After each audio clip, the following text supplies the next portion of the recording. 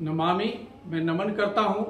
आज हमारा विषय है बहु बेटियों की सीख, और यह सीख जिसकी हम चर्चा करेंगे यह विशाखा के पिता धनंजय ने साकेत में दिया था, जब राजा प्रसेनजित का यहाँ राज्य हुआ करता था। और विशाखा बहुत फेमस महिला रही है। तो उन विशाखा को जो उनके पिता सीख दे रहे हैं विदाई के समय, आइए वह देखते हैं कि वह सीख क्या था। और वह सीख आज भी बहुत ही बहु बेटियों के लिए प्रासंगिक है, घर संभालने के लिए प्रासंगिक है। तो आइए इसे हम देखते हैं। तो पहला सीख उनके पिताजी के द्वारा दिया गया, घर की आग बाहर नहीं जाने देना। मतलब घर में जो भी गुप्त बातें हैं, सास ससुर की बातें हैं, पति की बातें हैं या अपनी बातें हैं, वो बात किसी भी बात को बाहर के लोगों को नहीं बताना है। दूसरी बात है बाहर की आग घर में नहीं आने देना। मतलब बाहरी लोग जो भी हैं, बाहर के लोग हैं, उनमें जो तुम दोष देखती हो वो अपने परिवार में नहीं लाने देना, नहीं कहना है उस दोष को, और नहीं अपनाना है। तीसरी बात है जो बदले में दे उन्हें ही देना। जो बदले में दे उन्हें ही देना, और जो बदले में न दे उन्हें नहीं देना। कहने का मतलब हम उसे ही कुछ देंगे जो हमें देते हैं, जो हमें नहीं देते हैं उन्हें नहीं देना है। मान लिया कोई सामान हम किसी को देते हैं, वो वापस कर देते हैं, तो ठीक है, उनसे आदान प्रदान करो। लेकिन सामान देने के बाद जो वापस नहीं करते हैं उन्हें कोई भी चीज नहीं देना है। तीसरी पांचवी बात हुआ जो दे न सके उसे भी देना।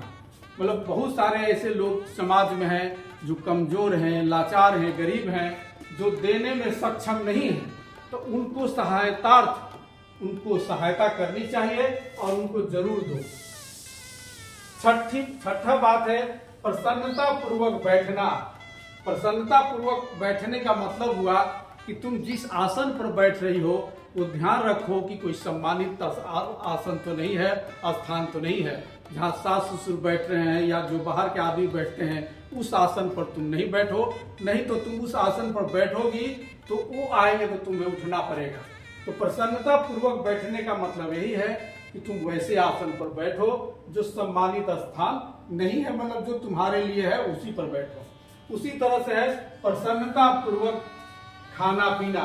कहने का मतलब सब कोई जब सास ससुर जितने भी लोग हैं, घर में आदमी लोग हैं, सब लोग खा लेते हैं, तब तुम खाओ ताकि तुम खाते समय फिर तुमको उठना नहीं पड़े। उसके बाद है सुख से लेटना। सुख से लेटने का मतलब हुआ कि हम सबको खाना खिला दिए, सेवा कर लिए, उसके बाद हम सोते हैं, लेटते हैं, तो हमें फिर से उठने की जरूरत नहीं है, उस बीच में हमको परेशान होने की जरूरत नहीं है। तो ये आठवीं बात है सुख से लेटना। उसके बाद है आग को संभालना। आग को संभालने का मतलब है कि परिवार में बहुत सारे सदस्य होते हैं, उसमें जितने भी लोग हैं, परिवार के जितने भी लोग हैं, किसी तरह की कुछ भी बात होती है तो उनको ध्यान दो, तुम उनको संभाल के रखो। उसके बाद है गृह देवताओं का सम्मान करना।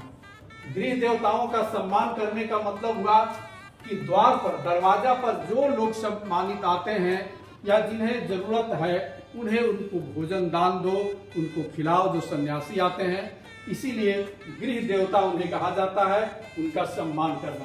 तो ये 10 बातें हैं जो धनंजय ने अपनी बेटी, मतलब जब शादी हुई तब उस समय विशाखा को उन्होंने सिखलाया था। साथ